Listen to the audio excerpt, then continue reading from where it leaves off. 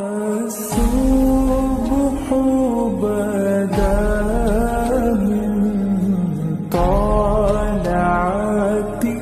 پتہ ہے میں آج دوپہر کو مجھے سونے کا موقع نہیں ملا. بہت شدید تھکاوٹ ہوئی. دوپہر میرا معمول ہے قیلولہ کرنا, دوپہر کھانے کے بعد تھوڑی دیر آرام کرنا, اس سے سارا دن دماغ پھر فریش رہتا ہے. آج اتنے اجلاس, اتنی میٹنگ, اتنے کام تھے کہ میرے لیے ممکن نہیں ہوا. 7:35 پر مجھے فرصت ملی ہے رات کو, سمجھ رہے ہو, 7:35 اور عشاء کی نماز تھی 8 بجے. تو میں نے کہا کہ میں اگر آج میں نے آرام نہیں کیا تو بیان میں میرا دماغ کام نہیں کرے گا. تو میں 7:37 پہ سویا ہوں, 7:57 پہ اٹھا ہوں. میں 10 منٹ میں نے نیند لی ہے. نہیں آ رہی سمجھ میں. کمرہ بند کر کے, لائٹیں بند کر کے, گھر والوں کو مجھے چھیڑے نہیں, بس کوئی بچے کی آواز نہ آئے, کوئی یہ پانی لا دو, یہ کر دو, گھر میں انڈے لا دو, دہی لا دو. ابھی دماغ کا دہی ہوا ہے. تو میں نے الارم لگایا, 7:37 ہو رہے ہیں اور 7:57 میں مجھے پتا ہے کہ 3 منٹ میرے لیے, بلکہ 58 کا الارم لگایا کہ 2 منٹ میرے لیے بہت ہیں وضو کر کے مسجد میں خشوع و خضوع کے ساتھ کھڑے ہونا, نماز پڑھانا. تو میں یہ 10 منٹ سویا ہوں اور میں الحمدللہ کیا ہو گیا, فریش.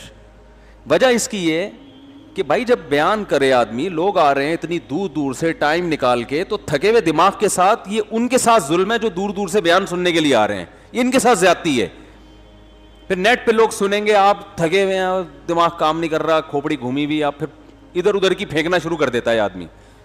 میرے جس بیان میں آپ کو لگے نا مفتی صاحب پھینک رہے ہیں, سمجھ لو مفتی صاحب سوئے نہیں ہیں. یہ حقیقت ہے. یہ انسان لوہے کا بنا ہوا تھوڑی ہے, مٹی کا بنا ہوا ہے نا. تو میں اتنا اہتمام کرتا ہوں جب بیان ہو پوری بیدار مغزی کے ساتھ, اور آپ نے اندازہ بھی لگایا ہوگا, پوری بیدار مغزی کے ساتھ. مجھے پتا ہو میں بول کیا رہا ہوں, اس کے سائیڈ افیکٹ کیا ہوں گے, اس پہ اشکالات کیا ہو رہے ہیں, ان اشکالات کے جوابات. اچھا میں ایک دفعہ اپنا بیان سن رہا تھا, ایک دفعہ نہیں کئی دفعہ سنا ہے, تو اس میں ایک چیز مجھے نظر آئی. میں بیان کر رہا ہوں تو مجھے اشکال ہو رہا ہے, یعنی میں اپنا بیان سن رہا ہوں تو مجھے اشکال ہو رہا ہے, یار میں نے یہ بیان کیا, اس پہ تو ایک اشکال ہوتا ہے. تو فوراً میں نے اس اشکال کو بیان میں خود ہی اٹھایا ہے, اس کا خود ہی جواب دیا ہوا ہے. ایسا درجنوں دفعہ ہوتا ہے اپنا بیان جب میں سن رہا ہوتا ہوں نا, تو جو اشکال میرے ذہن میں ہو رہا ہوتا ہے تو میں کہتا ہوں کہ مولانا صاحب, یعنی میں صاحب, وہی اشکال کر کے اس کا جواب دے کے اس پہ جو اشکال ہو رہا ہے وہی تو میں کہتا ہوں یار صحیح چل رہا ہے, مارکیٹ میں حساب کتاب کیا چل رہا ہے, صحیح چل رہا ہے, اشکال جواب سارے خود بخود ہی حل ہو رہے ہیں. تو اس لیے جب میں پوری بیداری کے ساتھ کوشش کرتا ہوں دماغ استعمال کروں, بیان کروں, تو مجھے آگے سے رسپانس بھی ویسا ہی چاہیے. ایسا نہ ہو کہ لگے کہ میں ٹی وی میں آ رہا ہوں, پروگرام دیکھ رہے ہیں آپ لوگ کوئی. تھوڑی دیر تو دین کی بات تو بڑی قیمتی بات ہے میرے بھائی, خدا کی قسم لا الہ الا اللہ, اس سے زیادہ قیمتی باتیں آپ دنیا میں کہیں سن نہیں سکتے. اس سے زیادہ کا مطلب قرآن سے زیادہ.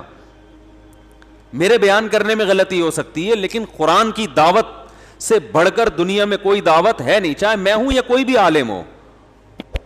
اگر وہ قرآن کو ڈیفائن کر رہا ہے, اگر وہ دین کو ڈیفائن کر رہا ہے, تو اس کا مطلب وہ آپ کو آپ کا مقصد حیات بتا رہا ہے. یہ چیز گوروں کے پاس نہیں ہے. ابھی تھوڑی دیر پہلے 7:37 پہ کیوں اٹھاؤں, 7:15 بجے وہ انگریز خاتون آئی تھی جنہوں نے اسلام قبول کیا ہے, تو ان کو کلمہ پڑھانا وغیرہ وغیرہ ہوتے ہوتے 7:35 ہو گئے. اب مجھے بھاگنے کی جلدی تھی. اب میں تو نہیں یہ کر سکتا تھا نا ان کو بول دوں کہ بعد میں آئیں, وہ بیچاری اسلام قبول کرنے آئی ہے. تو وہ 7:37 پہ وہاں سے اٹھا ہوں میں. تو اب مجھے ایک بات بتاؤ, یہ واقعات میں جو بیان کر دیتا ہوں نا, وہ فلاں مسلمان ہوئی, یہ اپریشیٹ کرنے کے لیے. اب مجھے ایک بات بتاؤ, ایک گوری وہ ایک مولوی کے پاس آ کے اسلام قبول کر رہی ہے, دعوت اس کو کسی اور نے دی ہے, میں نے نہیں دی دعوت, میرے تو پاس آ کے صرف کلمہ پڑھا ہے اس نے. دعوت اس کو جو بھی محرک ہے وہ تو کوئی اور ہے, یا خود اس نے اسٹڈی کی ہوگی, مجھے نہیں پتا وہ کیوں ہوئی, اس کی ریزن مجھے معلوم نہیں ہے. اس نے خود اسلام کا مطالعہ کیا, یا یہ کہ اس نے کسی نے تبلیغ کی, یہ مجھے تفصیل معلوم نہیں ہے, میرے پاس ٹائم بھی کم تھا تو میں زیادہ ڈیٹیل میں گیا نہیں. لیکن ایک بات میں آپ سے لوگوں سے پوچھتا ہوں, یار آپ کے پاس دنیا میں کوئی ایسی چیز ہے جو گورا آپ سے لینے کے لیے آئے؟ گورا آپ سے کہے یار, آپ پاکستان سے کہے یار موبائل بنا کے دو یار ہمیں, اور مولویوں سے بولو وہ موبائل بنا کے دیں, تم لوگ موبائل بہت اچھا بناتے ہو, آئے گا گورا آپ کے پاس؟ چڈی بنیان بہت اچھا بناتے ہو آپ لوگ, ایک مثال دے رہا ہوں, آئے گا؟ وہ کہے گا آپ لوگ الو بہت اچھا بناتے ہو معذرت کے ساتھ. تو کون سی چیز ہے جو گورا ہم سے لے گا؟ کچھ ہے ہی نہیں. ہاں کچھ چیزیں ہیں, وہ سیالکوٹ میں کچھ کھیلوں کے سامان ہم اچھے بنا لیتے ہیں, وہ بھی گوروں کے دور سے ہم نے بنانا شروع کیے ہیں. گوروں نے ہی تھوڑا بہت کچھ سکھایا تھا فٹ بال بنانا, تو انہوں نے دیکھا یہ تو ہم سے زیادہ اچھا فٹ بال بنا لیتے ہیں, بہت اچھا, یہ بندے کی فٹ بال بنا لیتے ہیں, تو پھر وہ ویسے والی فٹ بال بھی بہت اچھی بنا لیتے ہیں. تو اب مجھے ایک بات بتاؤ, کچھ دن پہلے ایک امریکن انگریز آیا ہوا تھا, اس کا بھی میں نے یوٹیوب پہ ڈالی تھی ویڈیو, اتنی بڑی داڑھی اس کی, بالکل دیکھنے میں پٹھان لگ رہا ہے, شلوار پہنی ہوئی ہے, قمیض پہنی ہوئی ہے, رنگ گورا, تو ایسا لگ رہا تھا. میں نے کہا شاید کے پی کے سے کوئی آیا ہے, تو انگلش بولنا شروع کی, پتا چلا جی یہ تو یو ایس اے کا ہے, نیا نیا مسلمان ہوا ہے. وہاں یو ایس اے میں کسی پٹھان بھائی نے کے پی کے سے تعلق تھا ان کا, انہوں نے اس پہ محنت کی اور وہ کیا ہو گیا, مسلمان. تو بھائی وہ ورنہ ہمارے پاس ہے کیا, لیکن ایک چیز اگر گورا ہم سے لیتا ہے تو وہ کیا لیتا ہے, اسلام. یہ اس کے پاس, بولو بھائی, نہیں ہے, یہ ہے ہی نہیں اس کے پاس.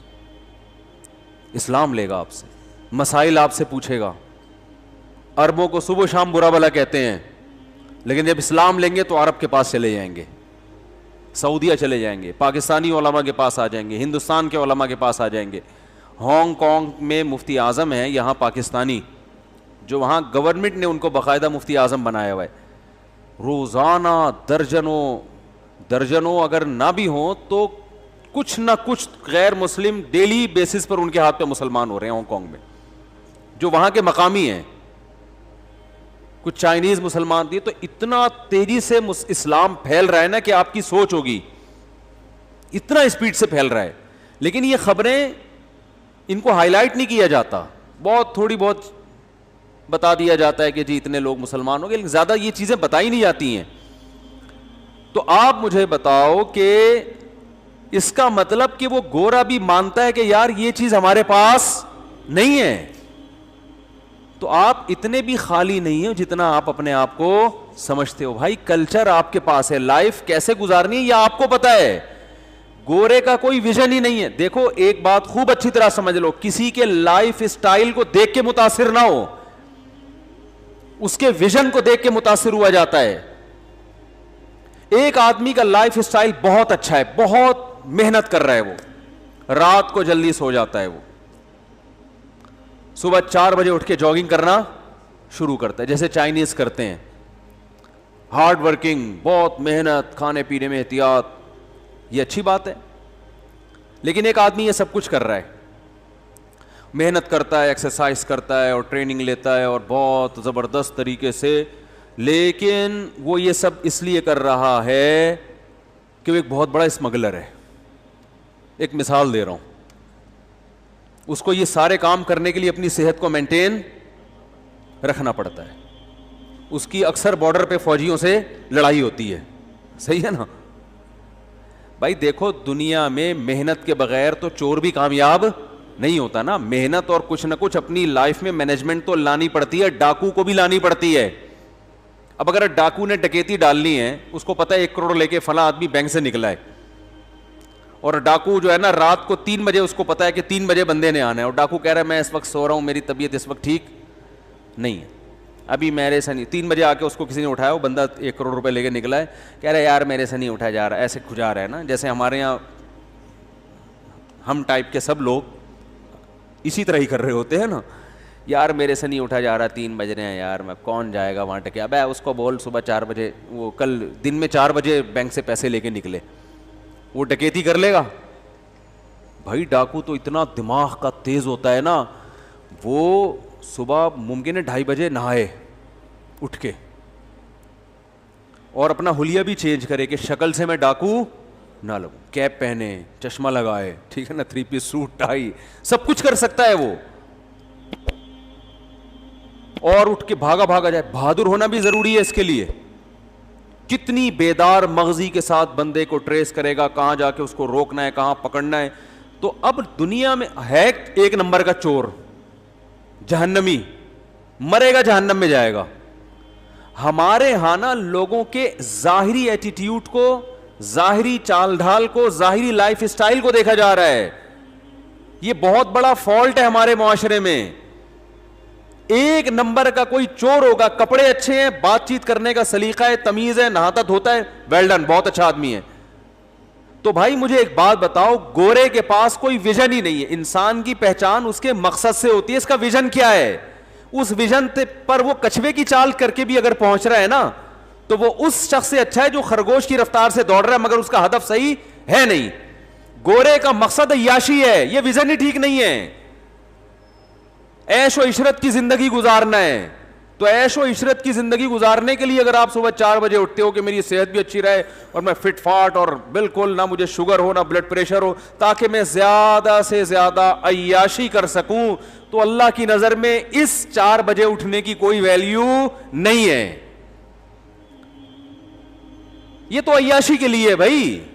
تو عیاشی انسان کا ہدف اگر بنے گا, انسان کا گول عیاشی ہے, تو پھر اس عیاشی کو حاصل کرنے کے لیے آپ ایکسرسائز بھی کریں, جاگنگ بھی کریں, آپ کا اخلاق بھی اچھا ہو تاکہ لوگوں سے آپ کے تعلقات اچھے ہوں. تو یہ دنیا ان چیزوں سے متاثر ہوتی ہے. لیکن عقل مند آدمی کہے گا بھائی تو یہ سارے کام کر کیوں رہا ہے, کر کیوں رہا ہے تو یہ سارے کام, پہلے وجہ تو بتا. ریزن اگر صحیح نہیں ہوگی تو یہ قابل احترام نہیں ہے. اور ایک آدمی کا ہدف صحیح ہے لیکن اس ہدف تک پہنچنے کے لیے اسٹائل ٹھیک نہیں ہے, اس کا اسٹائل ٹھیک نہیں ہے. مثلا اس کا ہدف ہے انسانیت کی خدمت تاکہ اللہ راضی ہو جائے. اب اس کو پتا چلا 4 بجے جو ہے نا وہاں غریب لوگوں میں صبح سحری تقسیم کرنی ہے, ایک مثال دے رہا ہوں, اور یہ کمبخت اٹھ ہی نہیں رہا.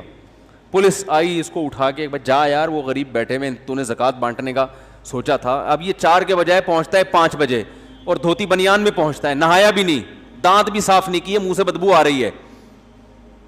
تو ان تمام چیزوں پہ اس کو ملامت تو کی جائے گی, یار کچھ اپنا حلیہ صحیح کرو, ٹائم کی پابندی کرو. لیکن یہ اس پہلے آدمی سے اللہ کی نظر میں کروڑہ گنا بہتر ہے. بات آ رہی ہے سمجھ میں کہ نہیں آ رہی؟ اس کا ہدف صحیح ہے, ویژن صحیح ہے, جو گول جس کو یہ پہنچنا چاہتا ہے, اچیو کرنا چاہتا ہے, وہ گول صحیح ہے اس کا. ایک آدمی چرس کا بزنس کر رہا ہے بڑی ایمانداری سے, پوری کمپنی ہے چرس کی اس کی نا. اب اس نے کیا کیا, اس چرس کی کمپنی پہ پہلی بات تو یہ کہ جو چرس جس پیکنگ میں ہے وہ ایسی پیکنگ کے چرسیوں کو وہ پیکنگ ہی پسند نہیں آ رہی. چرسیوں کو تو گندی پیکنگ پسند آتی ہے نا. اس پہ اینٹی ڈپریشن لکھا ہوا ہے, چرس نام نہیں لکھا ہوا. پھر جتنی کمپنی میں صبح صبح صفائی ہوتی ہے, اسپرے ہوتا ہے اور سینیٹائزر سے سب کے ہاتھ صاف کیے جاتے ہیں تاکہ کرونا نہ ہو, سوشل ڈسٹینس, ڈسپلن انتہائی درجے کا. کمپنی کا مینیجر ٹائم پہ پہنچتا ہے. یہ میں بڑی خاندانی مثال دے رہا ہوں اگر سمجھ میں آ جائے. مینیجر ٹائم پہ پہنچتا ہے, سارے ملازمین اپنی اپنی ذمہ داریاں پوری کر رہے ہیں. جو چرس کو کوٹنے والا ہے وہ ٹائم پہ آ جاتا ہے, وہ ڈنڈی نہیں مارتا. ایسا نہیں کہ 3 پڑیا کے بعد 1 پڑیا اپنی جیب میں, ایسا بھی نہیں ہے. ساری پیکنگ بہترین, آپ کو یوٹیوب پہ اس کی ویڈیوز آ رہی ہیں, کیا تمیز سے جو ہے نا یہ اینٹی ڈپریشن ٹیبلٹ تیار ہو رہی ہے. اور بڑا زبردست وہاں آپ مینیجر کے سے ملے, یار اس کا ایٹیٹیوڈ دیکھو, ایک ہمارا دیکھو زمزم بیچ رہا ہے, کم بہت بات کرنے کی تمیز نہیں ہے اس کو.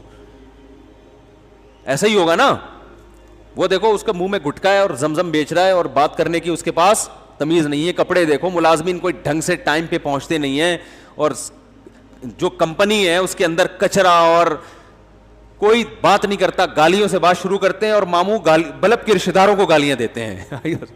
کوئی کسی سے تمیز سے بات نہیں کرتا, اور کرپشن بھی بہت ہے. زمزم میں بھی تو کرپشن ہوتی ہے نا, 4 کین تھے, 1 غائب کر دیا آپ نے درمیان سے. مدینہ کی کھجوریں بیچ رہا ہے وہ بیٹھ کے, لیکن تمیز نہیں ہے بیچنے کی. تو اب مجھے ایک بات بتاؤ, وہ جو چرس بیچ رہا ہے اور کمپنی اس کی بڑی زبردست اور سارا صفائی کا نظام, ملازمین کو تنخواہیں ٹائم پہ ملتی ہیں, پہلی تاریخ سے دوسری نہیں ہونے پر. بونس الگ ملتا ہے. پھر کمپنی کا جو مینیجر ہے وہ ملازمین سے الگ سے جا کے بھی خیر خیریت پوچھتا ہے, یار کوئی گھر میں ضرورت تو نہیں ہے, کوئی آپ کی بیوی بیوہ تو نہیں ہونے والی, ٹھیک ہے نا, اس کے ہم پہلے سے الاؤنس جاری کر دیں. اس کو پتہ ہے نا, ٹینشن وینشن بعض دفعہ ہو جاتی ہے, انسان کو اندازہ ہو جاتا ہے کہ اس کے بیوہ, ان کی وائف کے بیوہ ہونے میں کتنا ٹائم باقی ہے, تو آپ کے بچوں کا کوئی انشورنس کروانی ہے کیا وغیرہ وغیرہ. بڑا اچھا ایٹیٹیوڈ. بھائی جان اس کے باوجود وہ پان بیچنے والا جو ہے نا, جو کھوکھا لگا کے بیٹھا ہے, جس میں ڈسپلن کے علاوہ سب کچھ ہے, وہ اس سے کروڑا گنا بہتر ہے. حالانکہ دیکھنے میں آپ اس سے انسپائر ہو گئے جو چرس بیچ رہے ہیں. آپ اس کمپنی کا سسٹم دیکھو گے, بولے گے یار اصل میں تو کامیاب یہ لوگ ہیں, ان سے سیکھنا چاہیے. نا بھائی, ان سے مت سیکھو, ان کے پاس تو کوئی ہدف ہی صحیح نہیں ہے. اور جو پان بیچ رہا ہے وہ کم از کم اتنی خطرناک چیز تو نہیں بیچ رہا نا, اس سے کم از کم یہ ویژن سیکھو کہ یار تو چرس کیوں نہیں بیچ رہا. وہ کہے گا بھائی پان کم نقصان دہ چیز ہے. میں نے کہا میں اپنے بزنس کے چکر میں لوگوں کا نقصان نہیں کروں گا. تو یہ چیز اس سے سیکھنے کی ہے پان والے سے, اور یہ اللہ کی نظر میں اس چرس والے سے کروڑا گنا بہتر ہے. گندا اور میلا ہونے کے باوجود, ڈسپلن نام کی کوئی چیز نہ ہو, پھر بھی یہ اس سے بہتر ہے, چاہے دھوتی بنیان میں بیٹھتا ہو. یہ آج دنیا پتہ ہے متاثر ہوتی ہے آپ کے ایٹیٹیوڈ سے, آپ کے ڈسپلن سے, آپ کی صفائی ستھرائی سے, جو کہ اچھی چیز ہے, لیکن یہ اصل نہیں ہے. یہ اصل نہیں ہے. اصل یہ کہ پہلے ہدف تو صحیح ہو, پھر اس ہدف تک پہنچنے کے دو راستے ہیں, غلط اور ایک صحیح, اور پھر بہت زیادہ اچھا. تو جو بہت زیادہ اچھا راستہ اختیار کر رہا ہے وہ زیادہ اچھا ہے بھائی, اس کی تعریف کریں گے. جو غلط راستہ ہے اس کو راستے کو اس کو کہیں گے یار تھوڑا تمیز سے چلو, لیکن ہدف تو ہو نا. تو اسلام آپ کو آپ کی زندگی کا ہدف بتاتا ہے کہ آپ پیدا کیوں ہوئے, اور کمال یہ کرتا ہے کہ آپ کو آپ کا ہدف بھی بتاتا ہے, اور دلائل سے ثابت بھی کرتا ہے کہ یہی آپ کا اصل ہدف ہے, کہ اس کے مقابلے میں کوئی ٹکنے والا نہیں ہے. میں دیکھو ایتھیسٹ کو چیلنج کرتا ہوں نا, کمبخت ایک بھی چیلنج کا جواب نہیں دیتے.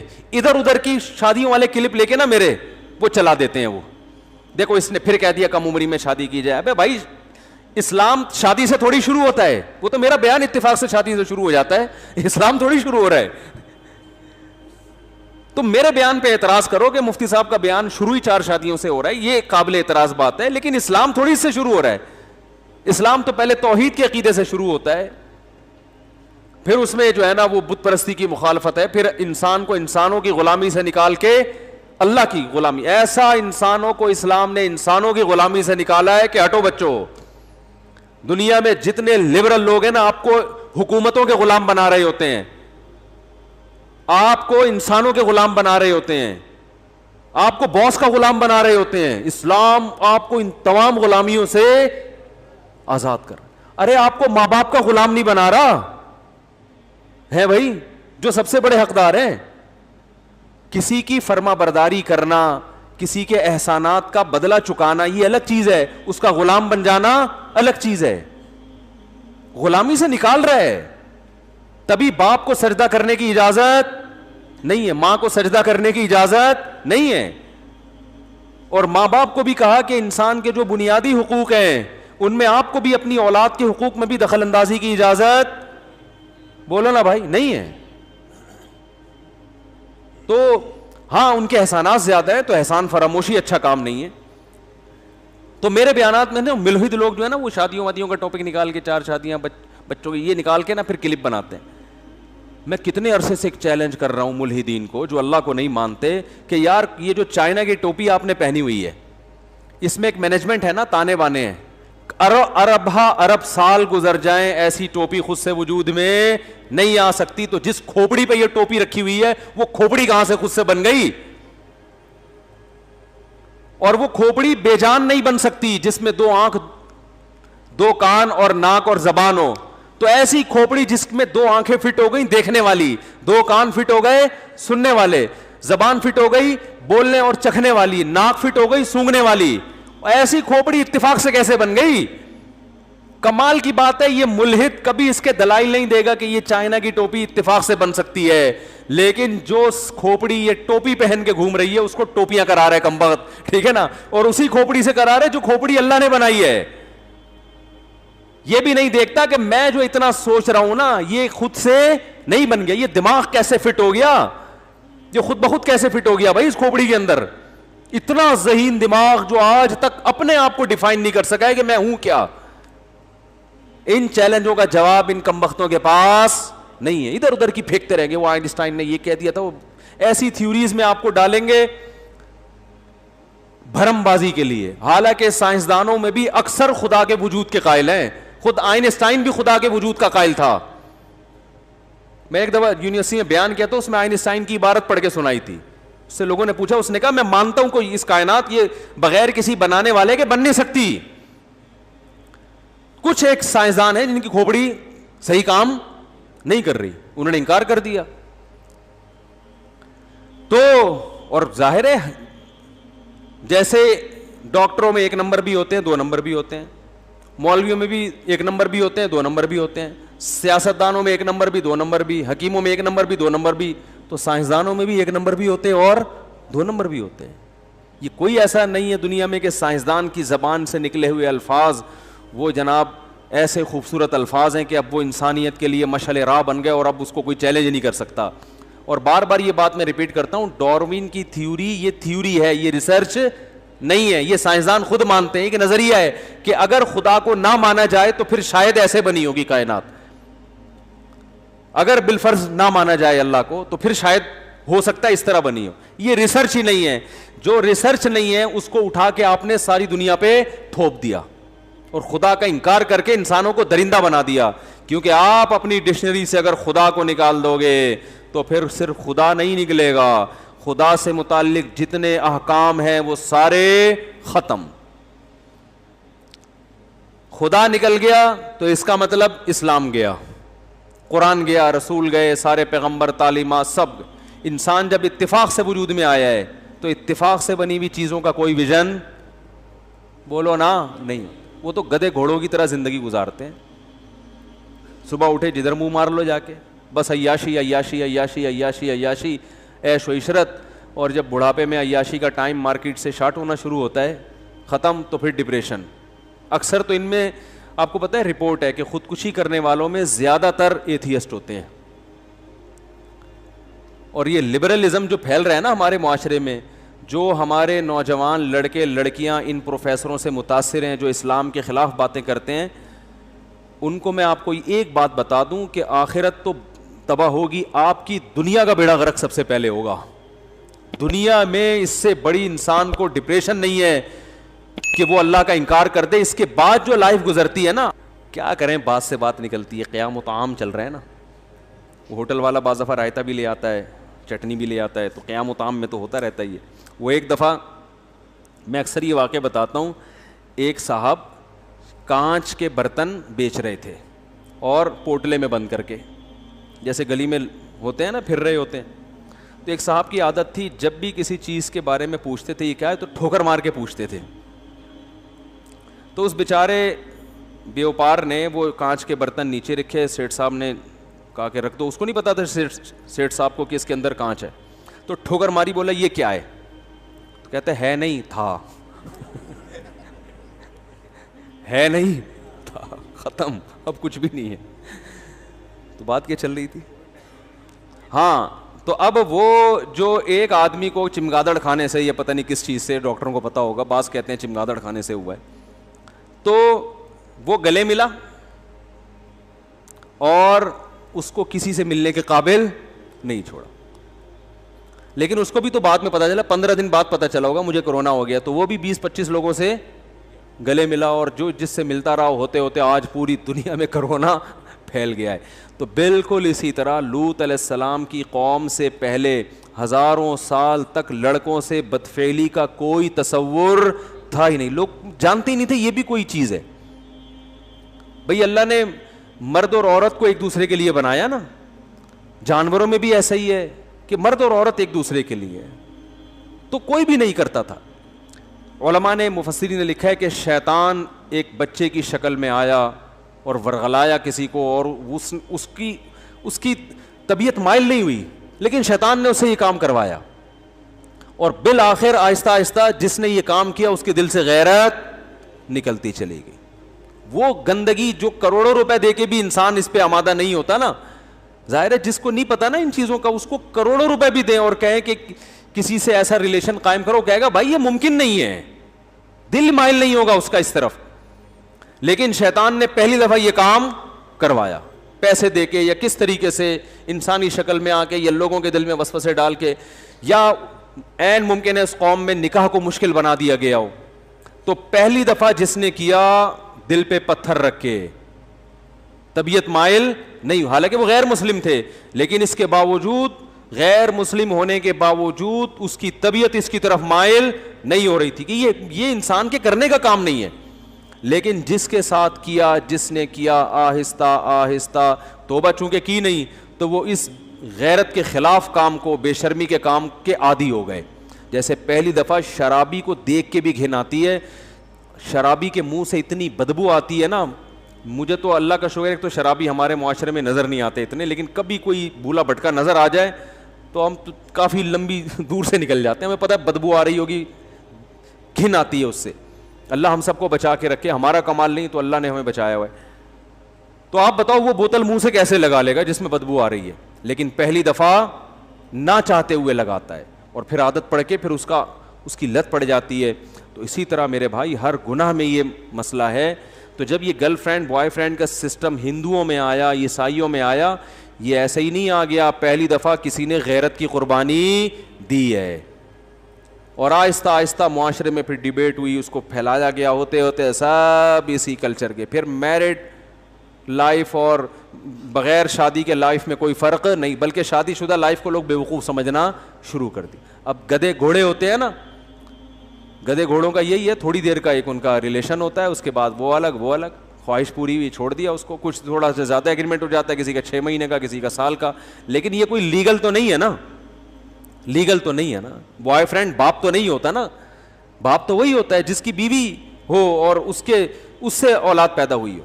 وہ الگ بات ہے, انہوں نے بوائے فرینڈ کو بھی باپ قرار دے دیا ہے, تو قرار دینے کو تو کچھ بھی گورنمنٹ کی طرف سے پابندی نہیں ہے. لیکن سوال پیدا ہوتا ہے پھر اس میں اور لیگل باپ میں فرق کیا ہے.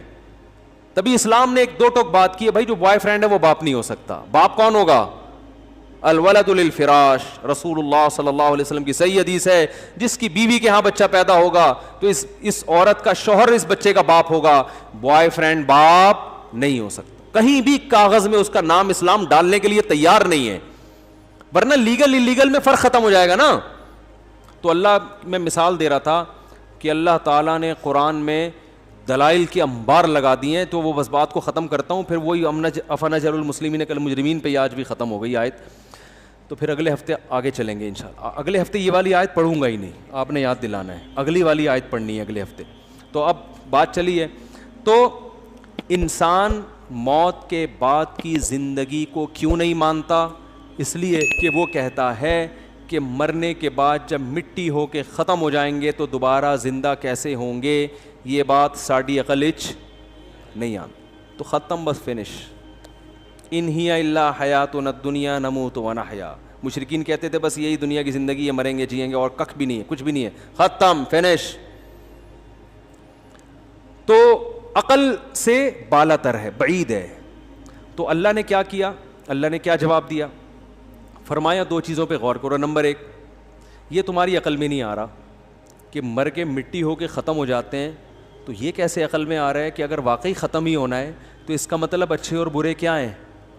برابر. پھر تو کوئی اچھا, حالانکہ ایک آدمی بوڑھے باپ کی خدمت کر رہا ہے, ایک انسانیت کی خدمت کر رہا ہے, ایک جو ہے وہ ایسے کام کر رہا ہے جس کو ساری دنیا اچھے کہتی ہے, وہ جت گیا اس میں. اور ایک آدمی ایک نمبر کا فراڈی, ہزاروں انسانوں کا قتل کر دیا اس نے, لیکن انجام دونوں کا کیا ہوگا؟ سیم. کیونکہ بسا اوقات دنیا میں سزا نہیں ملتی, بعض دفعہ بے گناہ کو ملتی ہے, گناہگار کی عزت ہو جاتی ہے, کیونکہ لوگ عالم الغیب نہیں ہیں, لوگوں کو کیا پتہ حقیقت کیا ہے. ایسے ایسے جرائم ہو رہے ہیں دنیا میں. ہم جب چھوٹے تھے نا, ایک کیس اس وقت سننے میں آیا تھا کہ ایک لڑکی نے باپ سے بھاگ کے کہیں چکر چلایا اور جو ہے نا وہ باپ کو قتل کرنے کی کوشش کی. اللہ, ابھی باتیں کہتے ہوئے بھی ڈر لگتا ہے, بیان نہیں کرنی, بس منہ سے نکل گئی. تو باپ بیچارہ اتنا پریشان ہوا, حالانکہ اس نے بڑی عزت سے پالا تھا, صرف بوائے فرینڈ کے چکر میں باپ کے ساتھ یہ بدسلوکی. لیکن ہوا کیا ہے کہ بیٹی نے الٹا باپ کے خلاف کیس کر کے باپ کو بند کرا دیا. اب کیس تو کچھ بھی جھوٹے گواہ مل جاتے ہیں. آپ بتاؤ اس باپ کے دل پہ کیا گزرتی ہوگی, کیا گزرتی ہوگی نا باپ کے دل پہ. لیکن دنیا میں یہ ہو رہا ہے. اس باپ کی پکار دنیا کی کوئی عدالت نہیں سنے گی, کیونکہ عدالت کے پاس گواہ نہیں ہے. جج تو ظاہر کو دیکھتا ہے. یو کے میں ایک کیس ہوا ہے, وہ تو مجھے خود ایک صاحب نے بتایا کہ میرے بیٹے نے جائیداد کے چکر میں مارنے کی کوشش کی, اور پتہ نہیں کہ جب نہیں ہوا تو کیس بنا کے بالآخر میں نے اس کو جب جیل کے اندر بھجوا دیا تو مجھے ترس آیا اس کے اوپر, میں نے اس کو بری کروا دیا. تو وہ پھر اس نے کوشش کی, اور جب کامیاب نہیں ہوا تو مجھے اندر کروا دیا اس نے, پیسے کھلا کے وکیلوں کے. کیا ہوا مجھے پوری کہانی یاد نہیں ہے, پورا واقعہ یاد نہیں ہے, لیکن آپ بتاؤ اس باپ کے دل پہ آرے چلیں گے کہ نہیں چلیں گے کہ یار میں نے تجھ پر اتنا بڑا احسان کیا, تجھے رہا کروایا, تو پھر سے مجھے جیل میں بند کروا رہا ہے. آپ کو سننے میں تعجب ہوگا, لیکن دنیا میں اس سے بھی 20 گنا بڑے جرائم ہوتے ہیں, واقعات آتے رہتے ہیں, اور وہ دنیا کی عدالتوں کی پکڑ میں نہیں آتے. تو اس کا مطلب بھائی پھر اس کائنات کو بنانے والا تو بڑا ظالم ہے, اس نے تو کوئی حساب کتاب کا دن رکھا ہی نہیں ہے.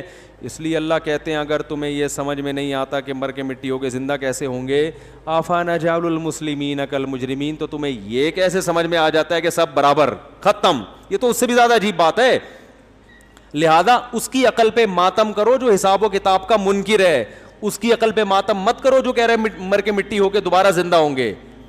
دوسری بات, یہ جو تمہیں عجیب لگ رہا ہے کہ مر کے مٹی ہو کے دوبارہ زندہ کیسے ہوں گے, تو اگر کائنات میں تم غور کرو گے تو یہ قابل عجیب چیز تمہیں عجیب لگے گی نہیں, اس لیے کہ اس سے زیادہ عجیب کام ہم کر چکے ہیں. مٹی سے بنا کے دوبارہ مٹی بنا چکے ہیں تمہیں.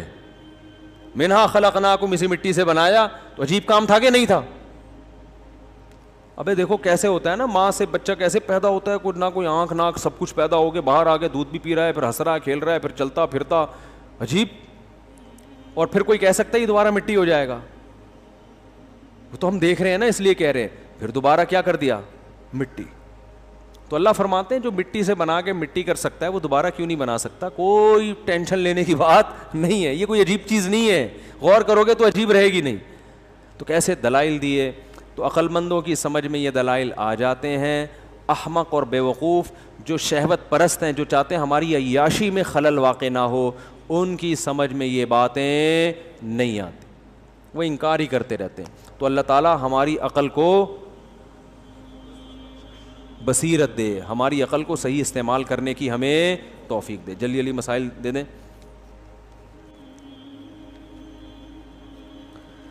جب الکوہل کو پرفیوم میں ملایا جاتا ہے تو الکوہل کی اصل حالت نہیں رہتی, تو کیا پرفیوم لگانا جائز؟ اصل حالت رہے تو بھی پرفیوم لگانا جائز ہے. الکوہل کا بیرونی استعمال بالکل جائز ہے. مفتی صاحب, ایک میرا دوست ہے, وہ لڑکی کے پیچھے پاگل ہو گیا ہے, وہ اس کو بالکل, یہ کیا لکھا ہوا ہے, بھاؤ نہیں دیتی. یہ کوئی نئی چیز آئی ہے مارکیٹ میں, بھاؤ نہیں دیتی ہے, یہ نیا ڈائلاگ تو مجھے نہیں پتا یار. یہ نیا ڈائلاگ مجھے بغیر بتایا آپ نے مارکیٹ میں لے آیا, اس کو انڈیا سے آیا یہ, اس کو بھاؤ نہیں دیتی. اچھا اب آ گیا تو بس آ گیا. تو بھائی وہ اس لیے بھاؤ نہیں دے رہی کہ تم پاگل ہوئے, وہ پاگل تھوڑی ہوئی ہے, ٹھیک ہے نا, تم پاگل ہوئے ہو, وہ پاگل نہیں ہوئی. تو اس کو چاہیے کہ بھاؤ بالکل بھی نہ. اور ایسے لوگ کہیں اچھی جگہ شادی کر لینا تو ان کی کھوپڑی دوبارہ سیٹنگ پہ آ جائے.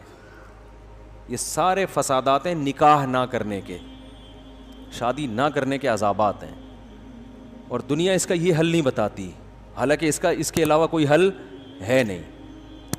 تو اس لیے نکاح کرو بھائی.